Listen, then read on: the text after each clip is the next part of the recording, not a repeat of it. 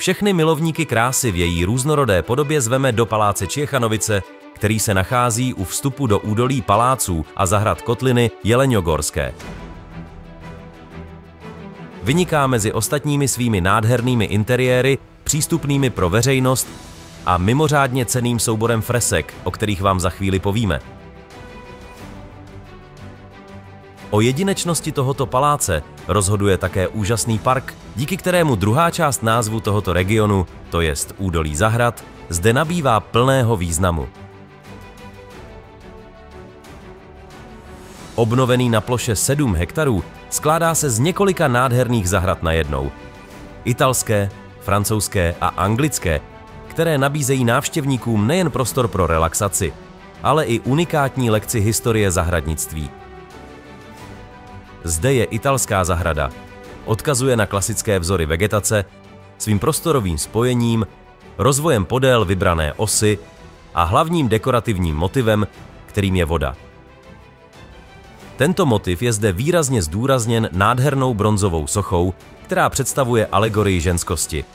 Tvoří jí 2 fontánové bazény, vyložené fantaskně s vlněnými dlaždicemi z krásné keramiky, připomínající Giardino dei Tarocchi v Toskánsku. Celý je obklopen kamennou zdí, která vymezuje velmi zajímavou vzdušnou kapli zasvěcenou Matce Boží březí. Naopak, barokní zahrada s nejreprezentativnější funkcí vytyčená před frontem paláce tvoří symetrické partery trávníků s živými ploty z buksusu a efektní fontánou. Zachoval se zde také starodávný stromostoj, dnes zdobený různorodými formami zajímavých soch. Anglická zahrada s asymetrickým uspořádáním je rozdělena na 2 části. Tady klasická, s prvky malé architektury, které určují její těžiště, a otevřený terén s obrovským květinovým záhonem, s budovou oranžérie a 2 fontánami. Dlouhá a efektní alej vede do nové anglické zahrady s několika boskety, vodní nádrží a obrovským množstvím efektních květinových kompozic. Za palácem fragmenty starého příkopu přecházející do rybníka sloužily k uspořádání trochu divočejší a stinnější části zahrady s rostlinností zdůrazňující krásu vodní hladiny.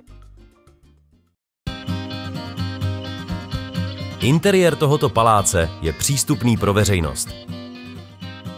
Kromě krásných komnat, které často obdivujeme v takových objektech, spolu s jejich přitahujícím pozornost tisícem detailů vybavení, v Ciechanovicích máme neobvykle vzácné poklady, zachované ještě z dob renesance, například rytířský sál s podpíraným mohutným sloupem a vymalovaným módou té doby klenbou.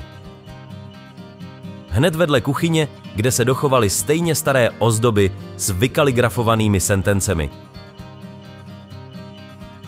Na patře ještě větší rarity. Na stěnách a v okenních zónách jedny z nejstarších fresek v Polsku, nacházejících se v nesakrálním objektu. Pod stropem uvidíme unikátní soubor německých císařů, jejichž fragmenty se zachovaly také v hale. Důkaz jak erudice, tak vysokých aspirací dávných majitelů. Ornamentální a figurální a dokonce iluzionistické fresky s přídavkem mnoha inskripcí s sentencemi pokrývají téměř celé stěny komnat na prvním patře. Připomínají, jak příjemná byla tato místa v dobách, které jsou obvykle spojovány s jednoduchostí a strohostí. V těch místnostech stojí za to podívat se na krásné štukatury růžic stropních lamp. Zatímco v plné kouzla komnatě s oltářem a malovanými girlandami ovoce po chvíli upoutají pozornost figury obrovské šachové desky. Takových současných a velmi efektních děl umění se v paláci vystavuje mnohem více.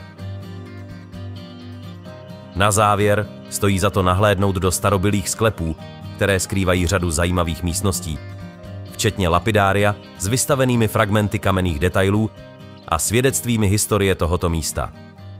Palác v Ciechanovicích vás zve.